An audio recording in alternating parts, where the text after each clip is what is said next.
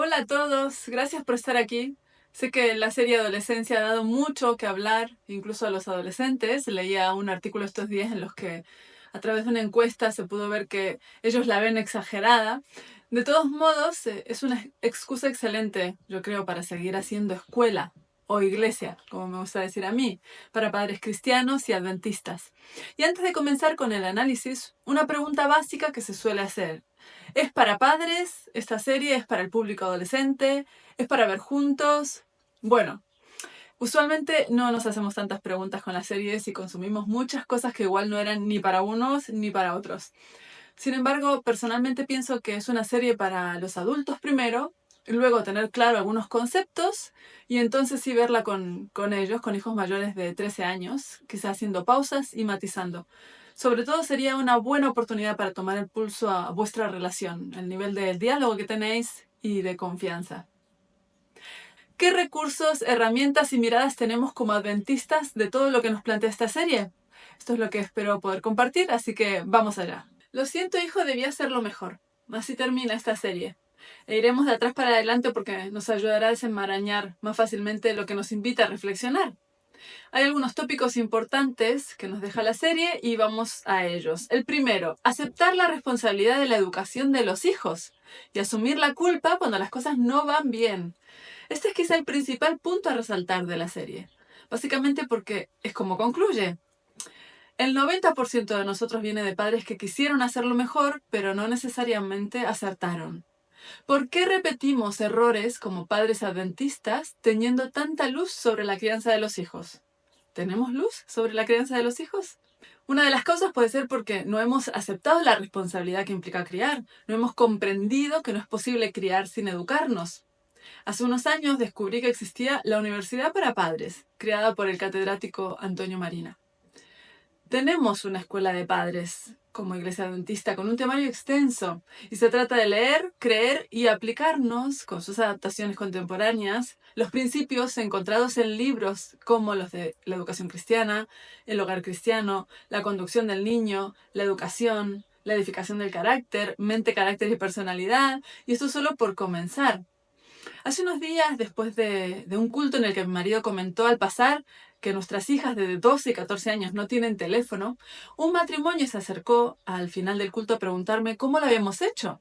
Me quedé pensando porque no sabía qué decir. ¿Cómo lo hice?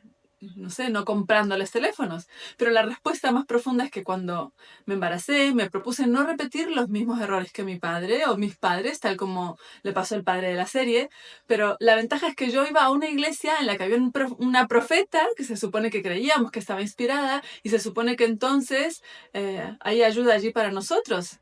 Y oye, leí sus libros sin suspicacias, me apliqué el cuento. Y es cierto que comenzaban a salir los móviles inteligentes y entonces, como había estado leyendo a esta mujer, me saltaron las alarmas.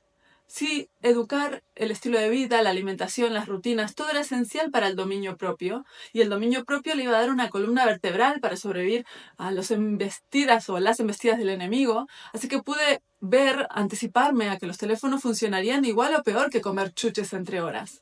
Claro, es que se trata de leerla aplicando los principios, no literalmente. ¿Por qué no la han comprendido los demás padres adventistas? Creo que porque no leyeron básicamente o no aceptaron y adaptaron los principios con los que contábamos como ayuda divina. ¿Que esto genera culpa y algunos de los que estáis escuchando os dé rabia? Probablemente, personalmente, no hablo desde la superioridad. Temo personalizar ese tema. Solo estoy trayendo mi testimonio como explicación de la luz que teníamos sobre este tema. Y entonces, el último apartado de este tópico, el primero que estoy mencionando y que será clave, es sentir y asumir la culpa tal como dice la madre protagonista. Está bien y es necesario. Dejo apuntes en los que desarrollo cómo entender la culpa desde una mirada espiritual y no solo psicológica. La psicología ha intentado eliminar la culpa, porque básicamente está asociada a un cristianismo tóxico. Pero nosotros intentamos vivir un cristianismo correcto, así que está bien revisar cuál es la diferencia y cómo impacta esto en nuestras vidas y en nuestras familias. Segundo tópico, no hay diálogo honesto y genuino en casa. Es una familia inglesa y se nota. Super polite en sus diálogos, pero muy poco comprometidos emocionalmente. De forma sistemática cambian de tema cada vez que la hija, porque el hijo ya ya está, ya no se puede, está preso, necesita hablar de lo que evidentemente ocupa todo en esta familia o en su vida, que su hermano mató a alguien y que está preso. No necesité buscar en Google qué dice la Biblia o Elena de White de este tema porque en mi culto personal el Señor me dictó la letra esta mañana sobre este tema. Colosenses 3 y 4 es precioso para recordarnos cómo comportarnos con nuestros hijos.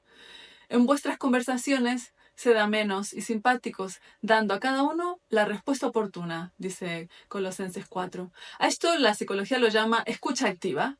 Quiero recordar que podríamos hablar mucho más de esto y cada uno de los puntos que compartiré, pero de momento solo dejo los tópicos y algunas pistas bíblicas o del espíritu de profecía, y en el PDF desarrollado a fondo tenéis muchísima más información.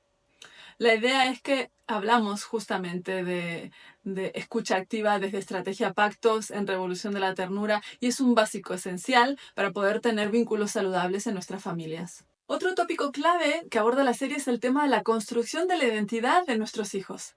La identidad está en crisis desde hace unas décadas a raíz de las fuerzas homosexuales quizá, pero en la actualidad incluso está en crisis la heterogeneidad y la forma en que se viven y expresan los roles básicos como femenino y masculino.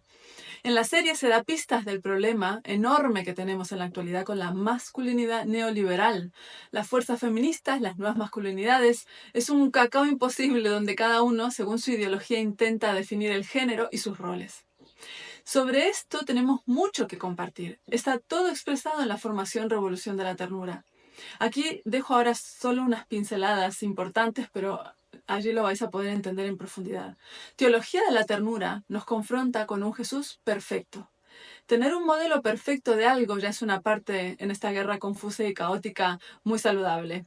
Jesús no representa una masculinidad patriarcal, asociada a esta mirada crítica de un liderazgo autoritario que valida las diferencias de clases, que no deja ver sus emociones, que pone a la mujer en una segunda categoría de humano o de humanidad, que no cocina, lo vemos preparando el desayuno a sus discípulos, que no limpia, por limpiar hasta los pies de otros limpia, entre otras cosas.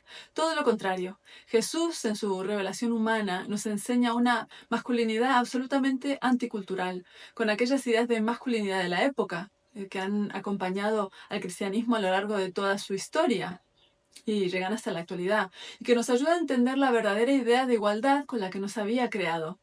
En este sentido es imprescindible leer el deseo de todas las gentes, intentando encontrar este Dios tierno que nos ayuda a saber cómo vivir los géneros sin estereotipos de ningún tipo, sino pegados a la vivencia de un ser amor, la máxima expresión de humanidad a la que podemos aspirar, y que no responda a géneros ni roles culturales, sino a un diseño divino que nos atrae a volver a su imagen, la máxima expresión de humanidad a la que podemos aspirar. Nuestras familias cristianas adventistas están, en general, muy lejos de este modelo de roles y géneros. Por esto tenemos en nuestras filas las mismas luchas y crisis de identidad de nuestros hijos. Los hombres y mujeres, sobre todo los líderes adventistas, tienen que saber que tienen en su mano una enorme influencia para modelar roles de género en la generación que asiste a sus iglesias. Y para esto no hay mejor modelado que mirar a Jesús. Está claro que para algunos esto se acerca mucho a la concepción de nuevas masculinidades que la sociedad nos presenta, empujados o liderados por movimientos feministas. El feminismo nos ha ayudado históricamente a mover el péndulo hacia un lugar de mayor justicia, más cercano quizá al diseño divino, pero obviamente no podemos beber de esas fuentes para alimentar nuestros pensamientos y comportamientos de género. Las nuevas masculinidades o incluso feminidades que vivamos como adventistas tienen que salir de un modelado por la lectura de la palabra, por la lectura de los libros inspirados. Si estamos siendo modelados por redes sociales, corremos el riesgo de ser arrastrados por la corriente y dejar de tener claro cuáles son nuestros principios, nuestros límites, nuestras verdaderas formas de hacer y ser familia. El cuarto tópico importante de la serie que quiero resaltar es el tema de los límites y el uso de los dispositivos. Este es un tema clave en la serie porque se cargan las tintas en cómo esto está impactando en la mente de esta generación. Frases literales de la película como a veces me pregunto si no deberíamos haberlo parado, no se puede controlar lo que ven en su cuarto, es inútil tenerlos vigilados todo el tiempo, no puedes. Deben ver porno, yo qué sé, ¿qué vas a hacer? Llegaba a casa y daba un portazo y se encerraba en su cuarto. Todas estas eran frases de sus padres. ¿Por qué hemos llegado a este nivel de inhibición de responsabilidades como padres? ¿Por qué tenemos tanto miedo de ejercer de padres o de autoridad? La crisis de autoridad que vivimos socialmente y a todos los niveles también se puede leer como resultado de aquellos movimientos que han venido alzando su voz contra un patriarcado, cuyas características principales o la principal fue el autoritarismo denigrante y que desdibujaba a la persona para someterla. Y de algún modo este tipo de mensajes ha calado incluso en las crianzas. Movimientos de crianza respetuosa, disciplina positiva, desde la psicología, la educación, desde múltiples lugares, hemos querido cuidarnos o cuidar de los más débiles contra este tipo de abusos. Y nos hemos ido de un extremo al otro, de no saber cómo se hace para educar sin la fuerza. Por eso necesitamos ir a la escuela. Como yo siempre digo, la iglesia es una gran escuela y sobre todo la iglesia adventista que tiene luz para este tipo de temas tan sensibles y tan cotidianos. Es una suerte monumental, pero la teníamos frente a nuestras narices y no la vimos. Aquí es donde nos quedamos con la frase de la madre al final de la serie. Creo que podemos admitir que debimos hacerlo mejor y no está mal que lo hagamos. Respecto al uso de dispositivos, este es un tema largo y complejo. Educación White no da pistas específicas porque no recibió luz entonces de todo esto que íbamos a vivir. Sin embargo, podemos seguir los mismos patrones de educación que nos deja respecto a la alimentación, al estilo de vida, todo lo que hagamos que adore a Dios. Hay consejos claros sobre el dominio propio y cómo cultivarlo. Todo lo que estimule nuestros apetitos sin control nos expone a lo peor de nuestra genética. Socialmente, por otro lado, se habla de la necesidad imprescindible de no dar teléfonos sin acuerdos parentales que nos protejan de denuncias de nuestros propios hijos, en lo que se regule el uso, en los que se regule el uso, las claves, los lugares, etc. No es una falta de confianza hacia nuestros hijos, es conciencia y conocimiento de que no están en edad de confiar en ellos mismos y explicarles esto también los educa. El quinto tópico que quiero abordar es cuánto sabemos de nuestros hijos y cómo estamos educando sus intimidades si nunca hemos estado íntimamente con ellos. Hay preguntas buenísimas de la psicóloga que nos confrontan con la posibilidad de que nunca las hayamos hecho a nuestros hijos, la psicóloga de la serie me refiero. ¿De qué modo te acercas a alguien que te gusta?, pregunta ella. ¿Cómo te sientes al ver o si ves fotos de gente desnudas que conoces? ¿Por qué y para qué tienes una cuenta de Instagram o en la red que sea? ¿Por qué subes fotos tuyas? Son preguntas que no pueden ser para juzgarles, sino para entenderles y para, según sea el caso, enseñarles que así no funciona. El episodio 3, justamente en el minuto 26, nos confronta con una realidad posible que no podemos dejar pasar sin educar. ¿Cuál es el nivel correcto de intimidad que tiene que tener un chico a esta edad? En principio ninguno. No es el tiempo de explorar su sexualidad, es el tiempo de desarrollar su personalidad, que es algo más ajustado a lo que tiene completamente desarrollado para entonces. Lo demás está en proceso de desarrollo y es bueno que se espere. Y por último, el último tópico que me gustaría resaltar es hacer mención a la importancia que se da a la figura de un buen profesor o cualquier adulto responsable, sea padre, pastor, maestro de escuela sabática. Como no, vamos a hablar de educación White. En la serie se deja ver que la crisis exacerbada en la adolescencia no solo es en una familia, sino, por ejemplo, en los colegios. Responde a adultos que no saben ser adultos.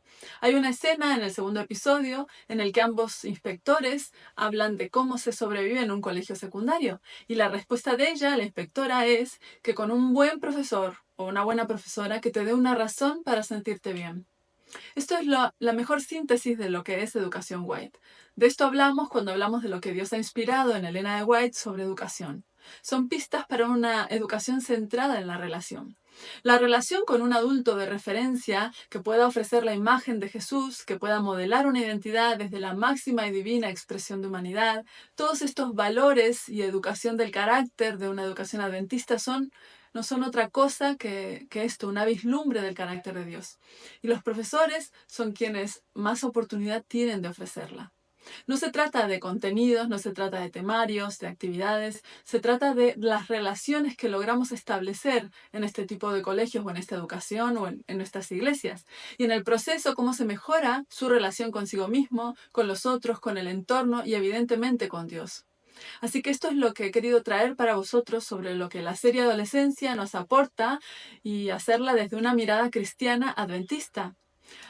Tenemos, como digo, toda una serie de fichas de cada uno de los episodios donde resalto frase a frase y los contenidos que necesitamos valorar o tener presentes cuando escuchamos cada una de estas frases y todos estos esas luchas ideológicas y conceptos que aparecen en la serie quizá de una forma difícil de distinguir.